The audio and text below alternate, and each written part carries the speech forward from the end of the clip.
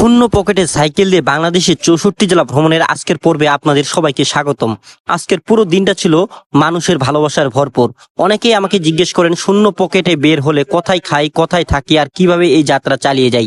আজকের ভিডিওতে সেই প্রশ্নের উত্তর পেয়ে যাবেন। গতরাতে আমি ছিলাম কুড়িগ্রাম জেলার চিলমারী নৌবন্দরে অবস্থিত কলি আবাসিক হোটেলে। এই হোটেলের পরিচালক মোহাম্মদ ইব্রাহিম ভাই আমার শূন্য পকেটের যাত্রার কথা শুনে কোনো টাকা ছাড়াই আমাকে থাকার ব্যবস্থা করে দেন। সত্যি এমন মানুষদের জন্যই আজ পৃথিবী এত সুন্দর।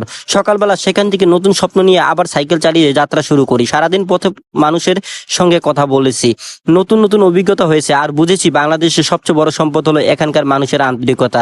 রাতে আবার এক ভাই আমাকে নিজের ইচ্ছায় রাতের খাবার খাওয়ান। তার এই ভালোবাসা ও আন্তরিকতা আমি কখনো ভুলবো না। আমি বিশ্বাস করি মানুষের প্রতি ভালোবাসা আর সম্মান দেখালে সেই ভালোবাসাই আবার মানুষের কাছ থেকে ফিরে আসে। শূন্য পকেটে 64 জেলা ভ্রমণে শুধু একটি সাইকেল যাত্রা নয়, এটি মানুষের ভালোবাসা, বিশ্বাস আর মানবতার গল্প। প্রতিদিন নতুন মানুষ, নতুন অভিজ্ঞতা, নতুন স্মৃতির যোগ হচ্ছে এই ভ্রমণে। আপনারা সবাই আমার জন্য দোয়া করবেন যেন সুস্থভাবে বাংলাদেশের 64 জেলা সাইকেল ঘুরে এই স্বপ্নের যাত্রা সফলভাবে শেষ করতে পারি। ভিডিওটি ভালো লাগলে অবশ্যই লাইক, কমেন্ট ও শেয়ার করতে ভুলবেন না।